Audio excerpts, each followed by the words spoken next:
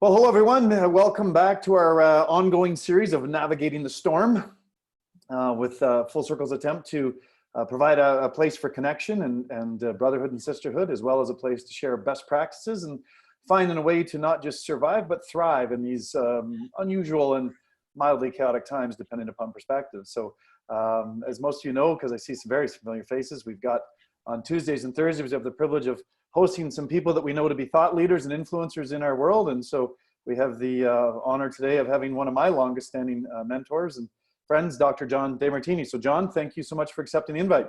Thank you. I was looking forward to it. Yeah, absolutely. Well, John, actually, just a real quick backstory. I first met John back in the late 80s at a Parker seminar, which is a chiropractic focused seminar, as most of you know, and got pretty intrigued by what he had to say, and then went to what I thought was strictly a chiropractic focused seminar he did called Breakthrough, the Higher Power in those days. And it was definitely what he said it was, a breakthrough to higher power, but it was not a traditional chiropractic seminar in the way that I was thinking of it, more like a Parker type experience. But I was completely intrigued by John and his teachings and have been a long-standing student, as I said. So John, for those that don't know, has written, I don't even know how many books at this point, John, a lot, I know that. Translated in many different countries and languages and stuff, and commonly travels the world and refers to yourself loosely as a homeless person, John, relative to the amount of time you spend in airplanes and hotels doing what you love to do. So again, for those that don't know, that's a very abridged version of an introduction to John. So John, again, thanks for the invite. I wanted to start off our dialogue today by just chatting with you a little bit about your perspective in the world and what you're seeing happening in your own life and your business and those around you relative to what, if any, differences it's made in your life and your business, and or how you're thriving in this as a result and relationship to the Saint Corona. Yes, to Saint Corona. Yes, good terminology. I like that a lot, actually. Well, so far I've been pretty inspired and blessed by it, actually. I can't complain. It has adjusted the economic markets, and I have made about $3 million already in the last 2 weeks, so I can't complain financially. It's been a very lucrative economic turn. I've been waiting, and I'm a firm believer in making sure that you keep cash reserves for crashes, and I've been waiting for it and took advantage of it, so I can't complain. Made $750,000 just yesterday, so I'm a firm believer that no matter what goes on in the world around you, it's not what that is that matters, it's how you use it. And everything is on the way to, if you look at it wisely. So from an economic perspective, I'm grateful for that. As you know, that it's actually assisting on the climate issue and the pollution issue. So we're getting to see the impact it has on that. Thousands of entrepreneurs are being born. We're going to have a baby boom in the next 9 months, minus a couple of weeks, because a lot of people are going to be home with more intimate moments. That's happening. Creativity is going out the roof. I'm sure that many of you have seen some of the comical stuff. I had a hilarious impersonation of Donald Trump sent to me last night that was just it keeps you in stitches. I've known Donald for 28 years, and so to see that is quite funny. So comical, innovation, creativity, online movements. A vast number of people have moved online with their projects, and I can't complain about that because I'm all over the world with students, so I get to do online, and we've already been doing programs, podcasts, etc. A lot of interviews.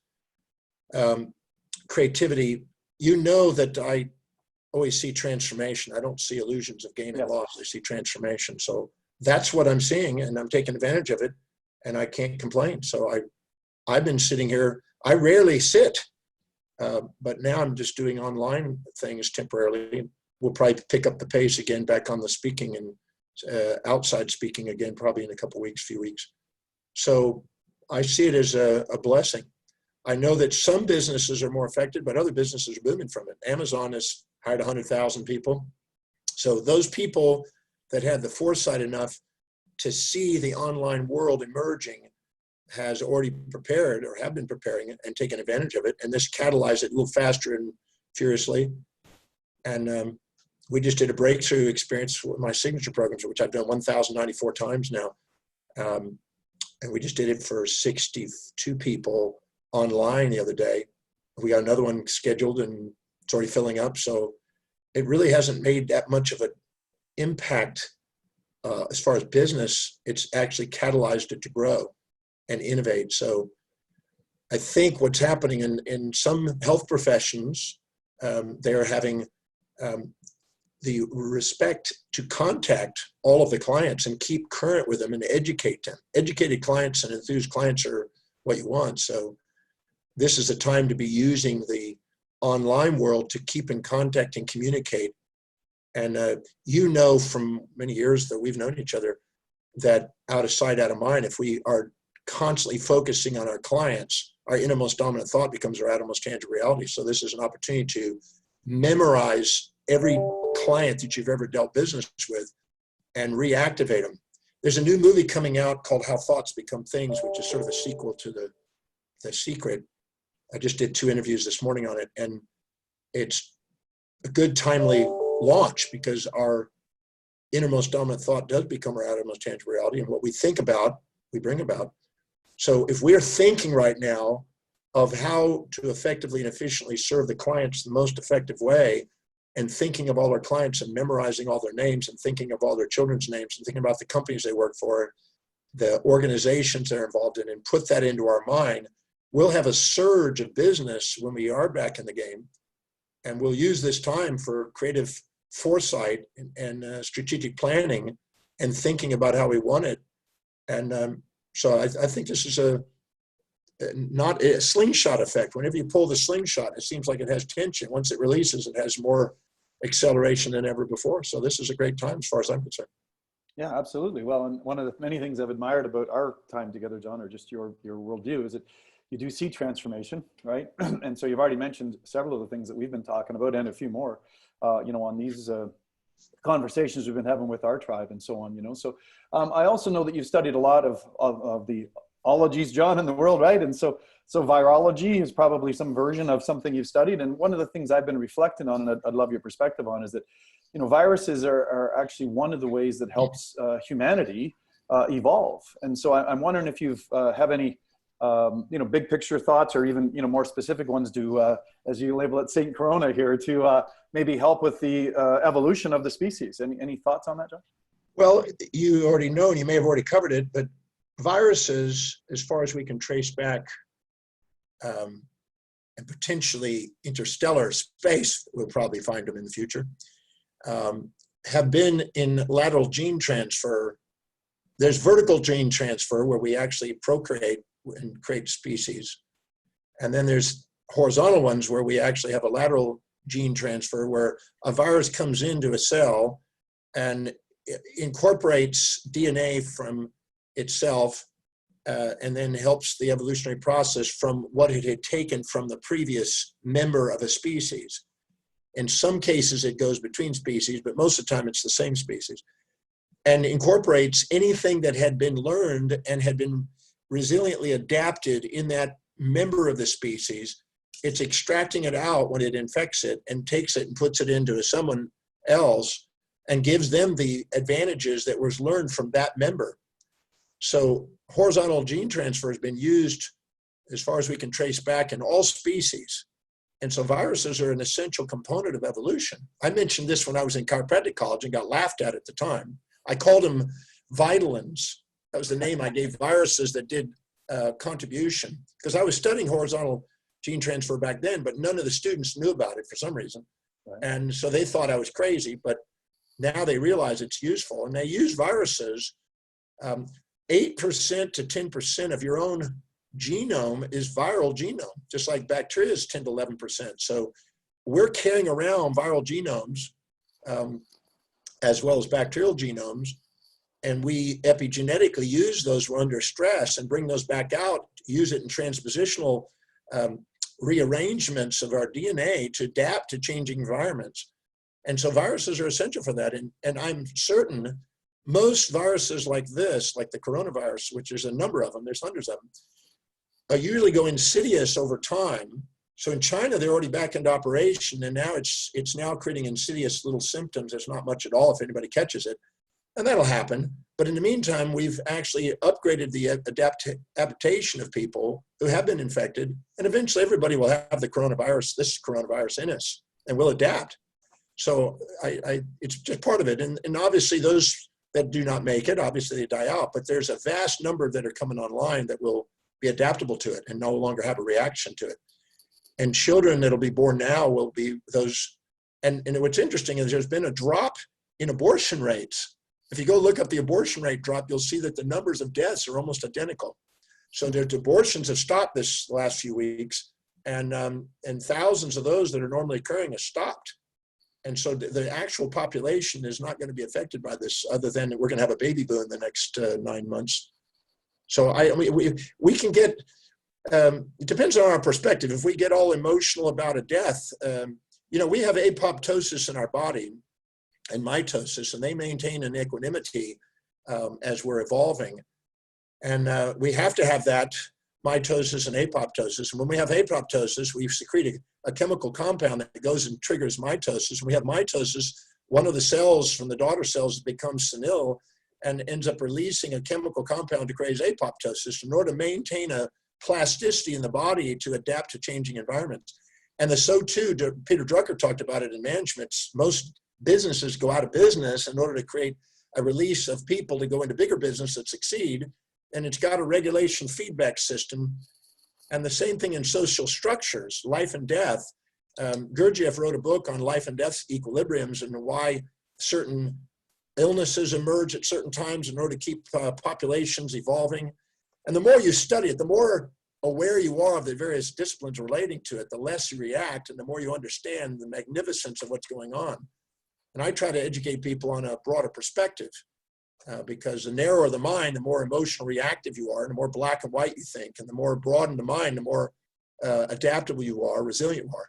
When you're highly in your amygdala and you're highly polarized and you have a false positive perceptions on prey and predator constructs, you're more fearful of losing that which you seek and more frightened of gaining that which you're trying to avoid. And you're basically trapped in an amygdala response in phobias and fantasies, instead of a broader perspective where you have total resilience and you realize, okay, I'm not going to attach to this, as the Buddhist would say, and you're not seeking that which is unavailable and trying to avoid that which is unavoidable. You're basically saying thank you, and you're in a state of grace of it. You understand and you adapt, and you end up masterfully unattached and unreactive, and you're basically acting on some mission and purpose that's inspiring, that makes a difference in the world. I'd rather come from that perspective.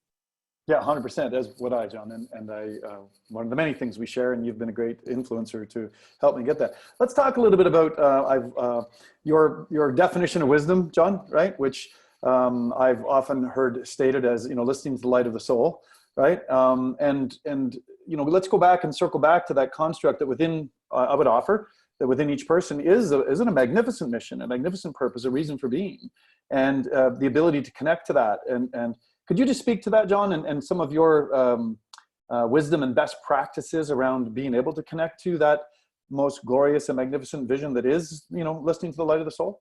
Well, I'll build that if I can develop Please do. Every time we have a set of values, a set of priorities that each of us live by, things that are most to least important. I love researching and teaching, and I don't have any desire to cook or drive. I haven't driven in 31, almost 32 years, and I stopped cooking when I was 24. So any day you fill your day with high priority actions, you inspire yourself because you're spontaneously inspired to do what's really, truly most meaningful. And anytime you're doing lower priority things, you require extrinsic motivation to get you to do it. Rewards or punishments. Rewards if you do it, punishment if you don't, kind of thing. And living extrinsically like that, subordinating to the external world, is followership, not leadership. But anybody who lives congruently in alignment with what they value most, they are spontaneously inspired from within. And that highest value is the key, because it is the place that Aristotle called the telos, which is the end in mind, the chief aim, as Napoleon Hill would call it. Ed Tolson called it the primary objective, the magnificent obsession, or whatever we want to call it. The thing that we are inspired to do most spontaneously, that nobody ever has to remind us to do, every moment we spend on that, we build momentum, brand building, achievement, accomplishment, fulfillment levels that magnetize opportunities because we're expressing an exemplification of what's possible as a master leader. And that's where we build an inspired life. And if we're not filling our day with high priority actions that inspire us, it's going to fill up with low priority distractions that don't. That creates entropy, not negentropy, that undermines our vitality and our fuel and polarizes our perceptions down in our amygdala instead of our executive center, which creates subluxations. Excuse the expression. Subluxation is sub, which is less than, lux, which is light, which is the intelligence of the universe, wisdom. And ation means a condition of anything less than purity of our mission, our light, enlightened state. And anytime we're living by anything other than our highest values, we're creating subluxations. We're creating physiological, epigenetically induced, psychologically polarized states that create excess and deficiency of expression of motor function and symptoms as a feedback to let us know we're not authentic. The subluxations or expressions are actually feedback mechanisms guiding us to our soul, guiding us to our most authentic, inspired state, guiding us to our more objective, balanced perspectives, guiding us to see what actually is instead of what we subjectively bias and assume to be, and allow us not to subordinate to the world on the outside, but to let the voice and the vision on the inside guide us, which is the path of wisdom. And we create pathology when we're not on the path. The path, and as a symptom to get us on the path of the logos. Our logos is our true reason within, our inner guidance. So that's why I love chiropractic principles, because the chiropractic principles are based on those universal principles. And they're there as a chiropractor to be certain. You know, if I come to you or anybody here and I said, you're always kind, you're never cruel, you're always nice, you're never mean, you're always positive, never negative, always giving, never taking, always generous, never stingy, always peaceful, never wrathful, you would say, not exactly. Yes. If I said, you're always mean, you're never nice, you're always cruel, you're never kind, you're always negative, you're never positive, always wrathful, never peaceful, you go, no, that's not it. But if I said, sometimes you're kind, sometimes you're cruel, sometimes you're nice, sometimes you're mean, sometimes you're positive, sometimes negative, you go, that's true. You only have certainty when you have objectivity, when you have a balanced orientation. And you can never have certainty when you don't. And the uncertainty, the waffling, the perturbations, the distortions of our reality create the symptoms to try to guide us back to seeing things as they are objectively and guide us back to what is truly lux, the light, the wisdom that we have within us to guide us to the magnificence in our path. And giving ourselves permission to follow the path of real, in a sense, objectivity and real inspiration is the key of the leader. And I think a chiropractor is designed to be that. He's not designed to follow, or she's not designed to follow the masses. We're here to be an unborrowed visionary, to follow the voice of our own knowing inside and be the misfits, you might say, or the square pegs in round holes, and to be the mavericks and to be the individuals that can stand the test of time, taking the ridicule of the average mass conscious awareness about health. And I think that if we follow that, as Emerson said, that's the one that starts a fire and that can't be stopped in a city that's ready for transformation. Couldn't agree more, sir. I was reflecting, John, on that. We had Phil McMaster, as you probably know, the president of the New Zealand Chiropractic College, on last week, and we were asking him for his thoughts on, you know, what's the future hold. And because the vast majority of our audience are chiropractors, John, certainly we could, you know, make sure that we cover that healing modality, because I know that's very near and dear to your heart, and the consciousness, the principles, even more so than the technology, right? But Phil said, you know what, he feels like the future of chiropractic is going to be getting back to basics, getting back to simpler times. And I was wondering if you had any thoughts, John, you know, along that lines, or your perspective on the future of chiropractic, and maybe just look in the short term, like in the rest of 2020, because who knows how many weeks or arguably months this slowdown could go on in the profession. It's going on across the world. So let's look at 2020, but I would love to, you know, go beyond that, go 3 to 5 years beyond that. What are your thoughts? Well, I've met Phil in 1994 in New Zealand, so I've known him a while. He's a lovely guy. He took over, I think, the chiropractic college in New Zealand there. Yes, he did. I was speaking in Toronto, not too far, just beneath where you are up there in North Bay, I think. Yep. to a group of 80 chiropractors a few years ago. I don't remember what, I think about 4 years ago, maybe 5. And a guy, I did a presentation for about an hour, and then they had Q&A. And this guy put his hand up. He says, Dr. Demartini, where do you see the profession going? And I made a statement. I said, if you have to ask the question, you're not a leader, you're a follower. Because if you were a leader, you'd be telling me, where are you taking it? And I said, so whoever has the clearest vision, whoever has the most empowerment, sets the values and rules and the guidance and the direction and the leadership of where people go. So where do you want to take it? So what you want to ask. Where would you love chiropractic to go? That's where I would go. I'm a firm believer that the wisest thing that our profession can do is to empower all 7 areas of life. I studied at Harvard University. They had a beautiful textbook on the balance of powers. And it showed the socioeconomic development of each country. And it showed the empowerment level and measured in each area, in the 7 areas of life in each country. For instance, the business area is obviously how much productivity per capita. The financial is how much income per capita. The family stability is basically the mortality and fertility rates, because a high fertility mortality rate means so low socioeconomics. Then obviously the degree of unity and integration in social political function, and the influence on trade worldwide on that. The other one is the healthcare systems, the standard of healthcare systems and policing and you might say military components. Spiritual is how unified a philosophical construct is, religious-wise or spiritual-wise or existentially. And the other is the intellectual educational standards, how much education per standard per capita. Well, that shows where the stability is and the development of that, and how androgynous that country is, and how integrated masculine and feminine polarities, typical traditional roles are, etc. So a chiropractor is no different. The chiropractic profession is no different. And so I've been interested in helping empower the chiropractic profession from the power of all 7. For instance, the education, if we maintain the highest educational standards in our education, and we have highly educated and inspired educated people, not subordinating to outer influences of other professions, but leading the way in chiropractic in its inspiration and documenting the power that it has as adjustments has. I saw articles recently talking about neural therapy, where they're now stimulating nerves to try to create immune responses to help conditions. And the way they're doing it is what happened under piezoelectrical activity if an adjustment was made. And this is the new discovery, in medicine. Right. And I'm just thinking, our profession, instead of sitting there and subordinating to other professions and living in the shadows of people, ought to be honoring the magnificence of what our principles have proven over the test of time, and then put the research out there and lead the way.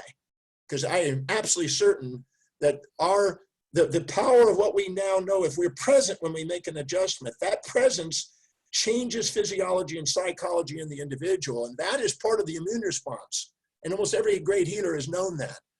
And instead of sitting there and subordinating, they ought to be publishing that in the fields and leading the fields, and not sitting there and subordinating to this fantasy construct that's being out there, and the lack of drugs and the excess of organs kind of construct. But if we were to go out and empower ourselves intellectually, and I don't mean just intellectually in the sense of just, academia, but an inspired education and guide that process, that empowers the profession. Then if we go out there and master the skills like you're doing and helping people, master the skills of building massive practices and giant practices and practice that serve vast numbers of people. Because that is, if we're not caring about it, when you see Gonsed's clinic, you see a leader of a visionary that has this massive clinic, right? When you see people like that, you realize they have an influence on our profession. The Ortman Clinic was another one that had, unbelievable numbers of people. But serving people that really have a mission to serve, that inspires our profession to see what's possible. That's the Elon Musk of our profession, if you will. And then every chiropractor needs to have savings and investments and cash reserves and a wealth building mindset to be able to realize that, because when they value wealth building and have money working for them, they're not a slave to money.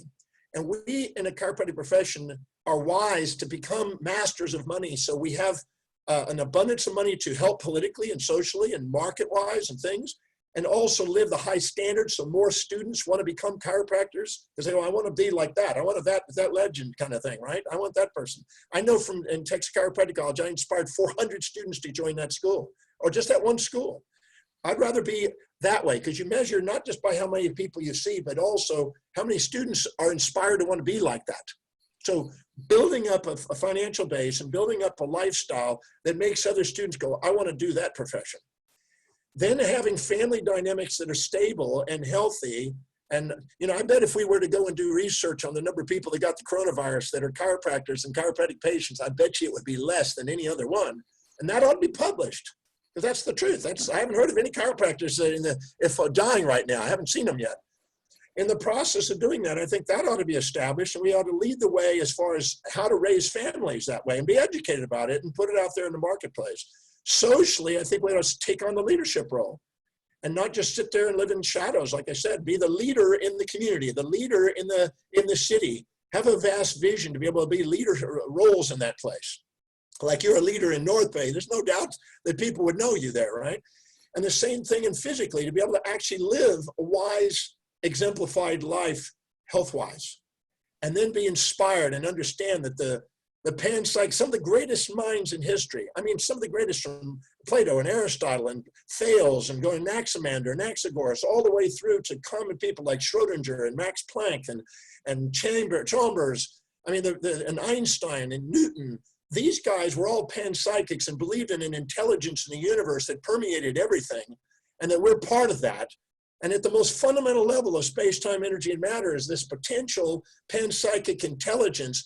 And we sit there and throwing it out in our profession, that innate and universal intelligence, instead of actually making that the forefront and be at the cutting edge of what's in there in quantum theory.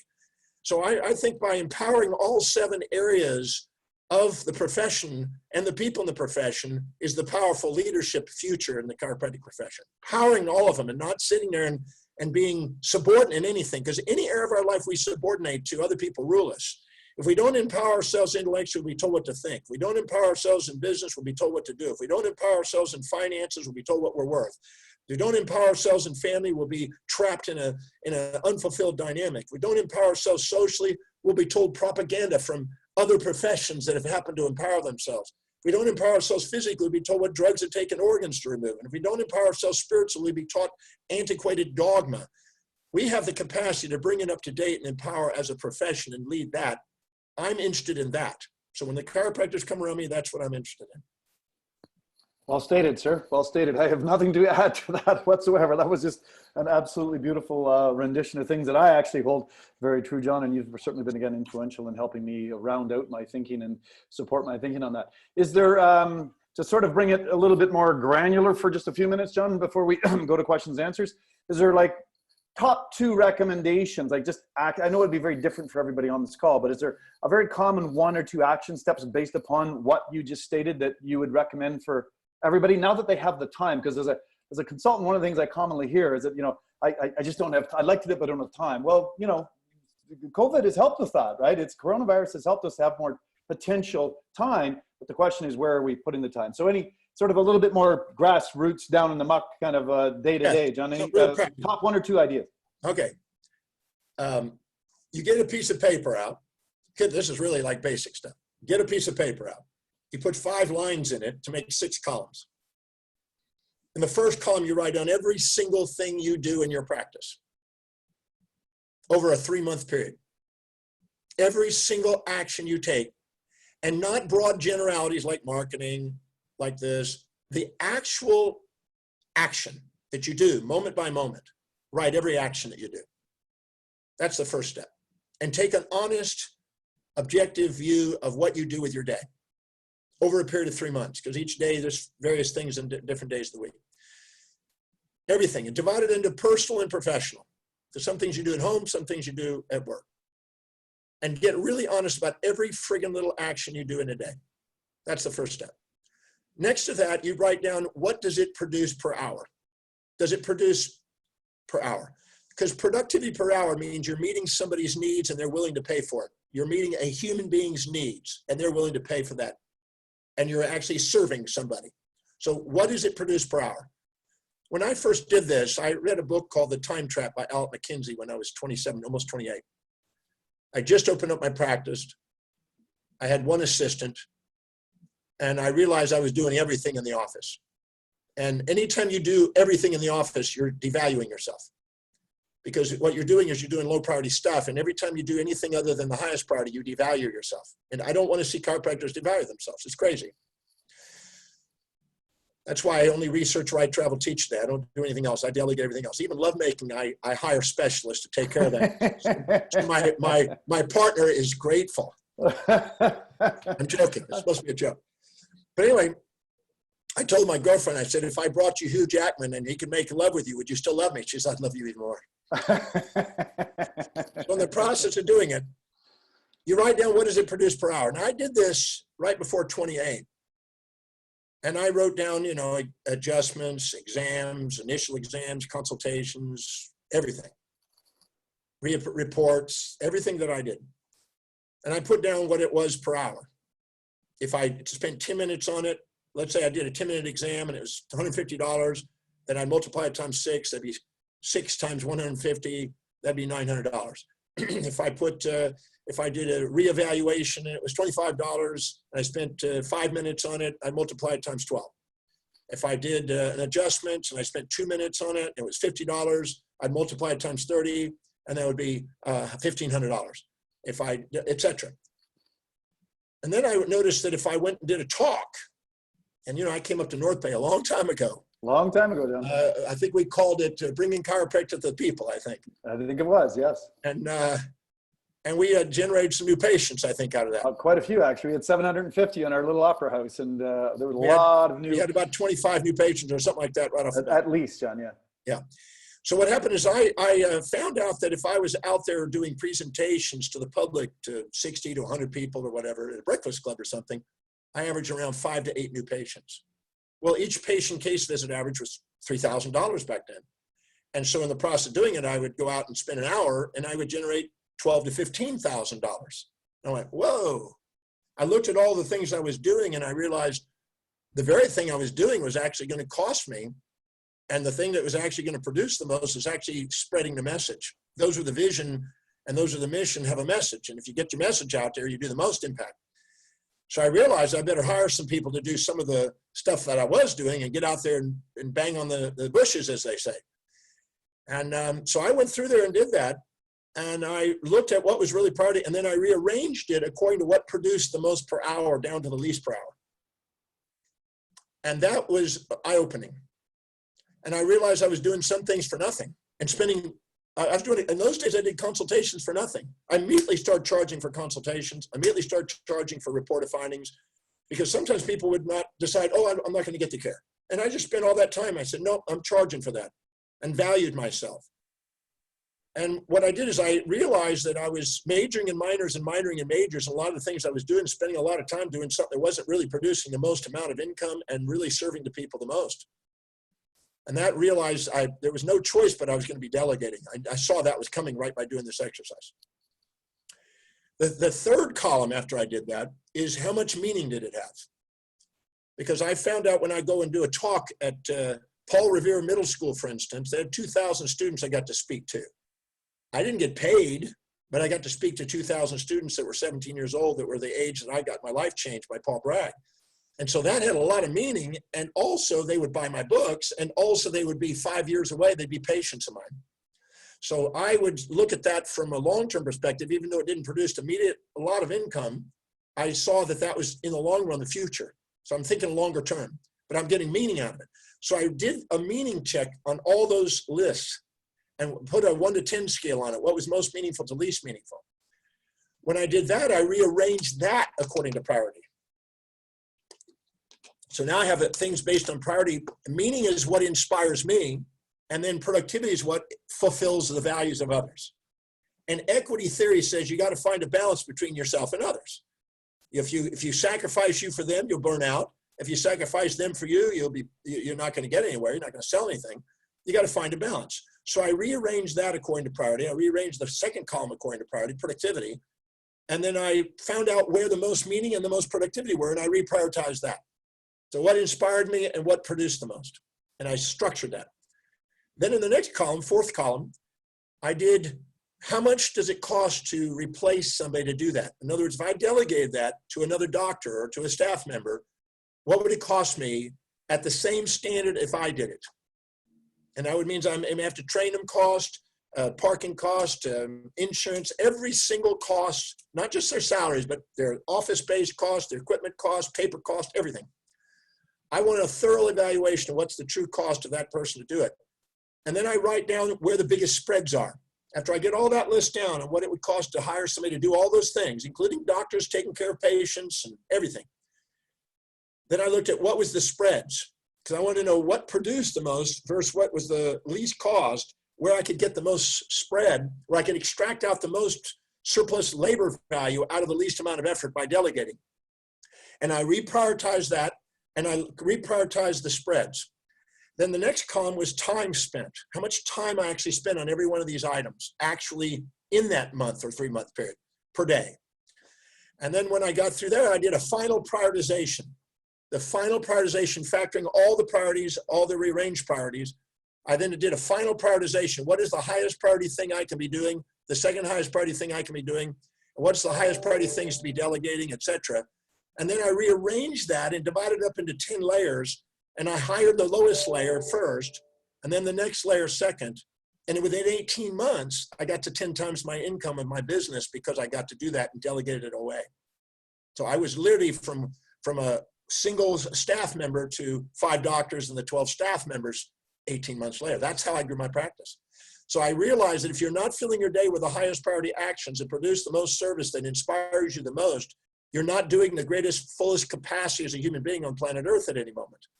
And in that state, the blood glucose and oxygen goes into the executive center, and that's where you have the most creative, innovative, and ingenious thoughts on ways to expand how you can serve greater numbers of people more efficiently. And right at that time is when I got my TV show. I manifested my TV show. So I started doing TV show and radio shows, and then I brought that into my office. I did a TV show for Channel 20 right out of my office on healthcare and competed with a medical professional on them. They had Dr. Red Duke competing. They were doing the medical approaches on how to deal with health. I was doing the alternative approaches dealing with health. And that was then a way of getting more people in shorter periods of time and getting more speaking opportunities to generate more patients. And then I basically started to structure my office and imagine, where's my bottlenecks? If all of a sudden I saw 100 new patients coming in, boom, boom, boom, where would I break down? And then I looked at how do I solve those bottlenecks in advance with foresight instead of hindsight. And then I started to prepare and have patient files ready and go through and see what I could do to make everything ready. And that's why this time is a gold mine. This is a time to get your office absolutely spit and spacking in place, ready for a boom. And then I made sure that you memorize all the names of every patient. If you go through and memorize every name that you've ever seen and think about them, 20% of those people will be coming in your office within a week. So make that, because if they're out of sight, they're out of mind, then they're out of the office. You got to do it. I went into a guy's office in Chicago many years ago. His name was Steve. And I went in there the night before. I was going to consult with him all day. So I went in the night before we're having dinner. And I asked him a question. I said, we're going to stopwatch you here. We're going to ask you to name every patient you have on the top of your head. And the second you have to pause for 3 seconds on a name of a patient, we're going to stop and we're going to count how many patients it is. And he started rattling off names, and he kept going, and he hit 68 names. And the second he did, he paused, and he had to think for a second. I said, stop. I said, what's your average patient visit average per day? He said, 68. I said, there's it. I said, if you don't have people on your mind, don't expect to have them in your practice. You got to care enough about your patients and have something. If you're not feeding your mind with new ideas from chiropractic principles, chiropractic philosophy, chiropractic anything, and having something you can't wait to share with them, you're holding back a desire for them to want to be there, because when you can't wait to give something to them, they can't wait to get it. And if you memorize the names and you think of something inspiring every day that you want to give them, you're going to grow your practice amazingly. And this is the time to be mastering that right now. Yeah, there's no question in my mind, John, right? Thank you for that. That's a review of something that you've taught me before, and it's time to go back and review that at another quantum in my life. So, well, John, listen, I don't want to take too much of your time. You've been quite generous to date. I thought I'd give you a minute or so to kind of give us your last thoughts. And one thought I would wonder if you'd interject in that, John, just because from your world perspective, as I don't know anyone that has 19.5 million Delta Air Miles on their Platinum Black account or whatever the heck. I think they made up a new category for you, didn't they? We hit 20 million finally. 20 million, yay. 20 million, 154 countries now. Wow. What is your, so again, closing thoughts, John, and then we'll maybe open it up to a couple of questions, but and from your perspective and worldview, and it's a very educated estimation in my perspective, but what do you think the timeline is for things to come back to whatever the new version of normal is going to be? John, are we weeks or months, or just, do you have any thoughts on that? We're about 10 days away from the starting to plateau. Okay, cool. And then you're going to have 2 weeks of people adapting to that, and people are going to be chomping at the bit wanting to get out. They're going to probably try to constrain it for 2 more weeks. By the end of this month, things start to go back. It's going to take this month. The whole month, right? Got it. Okay, good. Any sort of parting thoughts, John? I mean, we've covered the profound and a tiny bit of the profane, which I've always enjoyed about you. It's a nice mix. But any sort of parting thoughts? I mean, it was an incredible mix of things. I mean, I don't know that there's a need for it, but I thought I'd give you an opportunity. Well, you know, I always say you got to give yourself permission to do something extraordinary on planet Earth, because the real you is extraordinary. The facades and the personas and the masks that we wear are a result of what Freud called the superego, which is an injected authority values of people you've minimized yourself to. Anytime you meet somebody in the mall or somewhere in life and you look up to them and you think, well, they're more intelligent, or they're more successful, or they're more wealthy, or they're more, family stable, or they're more socially connected and got bigger numbers on Facebook, or they got more physical beauty or something, or they got more spiritual awareness. The moment you minimize yourself to somebody else and live in their shadows instead of standing on their shoulders, you're going to inject their values, and they're going to cloud the clarity of your own mission. And you want to let the voice and the vision and the mission on the inside overrule any opinions on the outside. And that includes even me or anybody else in the profession. We have to be able to go in there and find out what's true. And then if you see somebody that's got that, instead of sitting there going, oh, someday I wish I could be like that, go find out where you already have it. At the level of the essence of the soul, the state of unconditional love, the most authentic self, there's nothing missing in us. At the level of our senses, things appear to be missing in us. And we go around and we're too proud or too humble to admit what we see in others inside us and not honor the magnificence of everything in us. We're heroes and villains and saints and sinners and virtues and vices. There's nothing missing in us. And when we can honor all of it, as Nietzsche says, or Machiavelli describes in The Prince, we can honor it all and not have to throw away any of it. We realize we've transcended the idea of self-improvement. We realize we already have it, and there's something magnificent, and we give ourselves permission to let that out. Well stated. It's one of the exercises that continue to keep open, John, is what I call traits of the greats, which I believe you inspired me to look at, which is basically what you just described, right? So thank you for that, John. I appreciate that a tremendous amount, as I'm sure the audience did as well. We've several comments in the chat. John, phenomenal, awesome, thank you. You know, great gratitude. And as we go to Q&A, if you're in a very quiet background and would like to come off mute and ask John a question, we have a couple of minutes here. If not, if you'd like to just put it in the chat, that's also fine. I would also love to put in a very direct request, admonish you to consider going to drdemartini.com and look at the unbelievably large amount of resources that John has available to help you reveal more of your true self. As you said, John, there's really no need for self-development when you come to higher awareness, right? But a path to higher awareness is something that you've been a great teacher for me on. So I would advocate for that. Books and digital products and podcasts. And I mean, there's just, you know, all kinds of stuff that's available there at drdemartini.com, right, John? Yep. Yep. Yeah, absolutely. Steve LaFay, one of our mutual great friends, it still inspires me deeply after decades. Thank you so much, Dr. John. Yes. All right, so anybody have a quick question? I don't mean to rush this, but I also know John's times are very valuable. He's got a lot of other things that he's got planned today. So anybody want to come off mute and offer a question? Or just put it in the chat. I could also transmit it that way. So, and there's always that slightly awkward time frame as a moderator to go, oh, how much time do I give them to actually raise their hand, or come off mute. So we'll give it just another minute or so, John, and then I'm sure you have I'll say another something. engagement to get to. So, Fraser? yep, go ahead. Was there Me? Jay, did you have a question? Well, I was just gonna, John, really quick. Could you repeat? You said when you minimize yourself, could you just give me those 2 sentences again, succinctly, please? That was profound. I don't know what I said. I just make it up as I go. It's all bullshit. this is the truth, right? It's something effective. When you minimize yourself, you're suppressing your greatness to the world. And well, anytime you're too humble to admit what you see in the people that are great around you, you'll minimize yourself. If you're a cat expecting to swim like a fish, you'll beat yourself up. If you're a fish expecting to climb a tree like a cat, you're going to beat yourself up. But if you honor yourself for who you are, you're going to do something profound. Einstein said, my contempt for authority is what made him one. He did not minimize himself to anybody. He had a teacher named Philip Leonard, who was a Nobel Prize winner.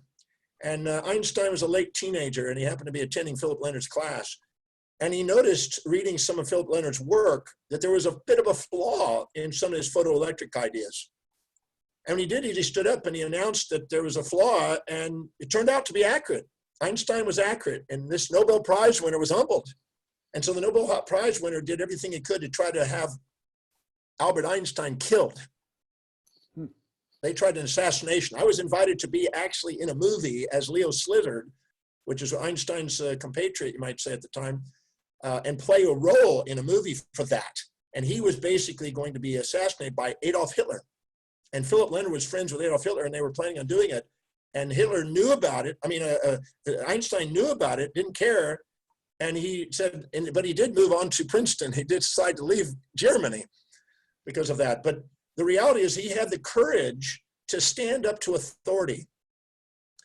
Now, there's a gentleman that's also got a Nobel Prize, Richard Feynman. He said the same thing. If we're not willing to stand up to authority, we'll never be an authority because we're going to subordinate. So it's minimizing ourselves to others that stop us from waking up our greatness. We're not here to live in the shadows of anyone. We're here to stand on the shoulders of giants. And the way we stand on the shoulders of giants is owning the trade. Let me give you an example of the owning of the trade. I was doing a program on astrophysics and cosmology, and I did a presentation in Houston about 1.5 years ago. And in preparation for that, I did the owning of the traits of the greats on Stephen Hawking before he died. And as a result of it, I sat down and took the 25 most admired and despised traits, things I liked and didn't like about the guy from all my research on it, and then owned it in my life and found out where I had it to the same degree and where I was demonstrating, etc. This is a very powerful exercise I teach in the Breakthrough Experience. And I did it, and I did 25 lines on Stephen Hawking. And I did my presentation on cosmology. It's a 2-volume set that I wrote about it. And 6.5 months later, almost 7 months later, I was in London speaking, doing presentations there. And a lady from CNN, who's a war correspondent, came and asked if she could do an interview with me. After the interview, she said, I'm doing a movie right now on 12 people that made an impact on the 21st century. I want you to be in it. Would you be willing to be in the movie? And I said, hell yeah. and she said, yeah. And I said, well, who else is in the movie? She says, well, Stephen Hawking is in the movie. Robin Williams is in the movie. Michael Douglas is in the movie. And Tom Ford, the fashion designer. There's 12 people they picked, and I want you to be it. There's other Indian guru guy that's in the movie. But there's people that have an impact. And I'm a firm believer that if you play in a smaller playing field and you own the traits of the greats of people that do some extraordinary things and realize nothing's missing in you, you open up the doorway to play in a new playing field of opportunity. Because it's nothing missing, it's just your perception. And until you value you can't expect the world to. The moment you value yourself, the world begins to. And the more you invest in yourself, the more the world begins to. That's why chiropractors all need to pay themselves first, never last. Always pay themselves and invest, because the patients will pay them first if they do.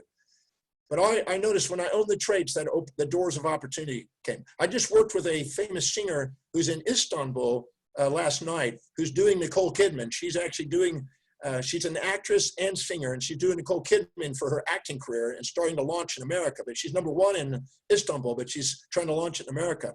And we're having her do Nicole Kidman because that's one of her idols or whatever. And she's now owning the traits. And I'm absolutely certain I've watched singers do this. I've watched golfers do this. I've watched other celebrities in acting world. I've seen business leaders do this. It's a very powerful tool to expedite the expansion and the honoring of what we already have that we don't realize. The potential that's there, but we're not honoring the potential that we have. Well said. A great answer, John, too. Hey, very great question. So, well, listen, at this moment then, I would be quite content and beyond content, inspired to carry this on for the next 25 or 26 hours, John, but honoring the commitment we made to each other to have this little window of time in your life. Thank you so much on behalf of me and my family for the difference you made in our lives. On behalf of our tribe, thank you so much for sharing your wisdom and your expertise. It's always a privilege and an honor to get a chance to interact with you. So Thank you. for all of you, again, please get a chance to go to drdemartini.com and take advantage of some of the amazing resources that are there. And John, I wish you well, and I don't have to ask what it is you're going to be doing, because you're going to be reading, researching, teaching. Writing, traveling, and teaching. I've known you for over 30 years, and I know that's all I've ever known you to do, and I've definitely benefited from that. So thank you so very much. Can I put a big plug in here for John's work? Because I just finished Breakthrough virtually this weekend, and I've done Breakthrough in the past. And I mean, when's the next Breakthrough, John? Virtually. The next Breakthrough online will be on the 18th.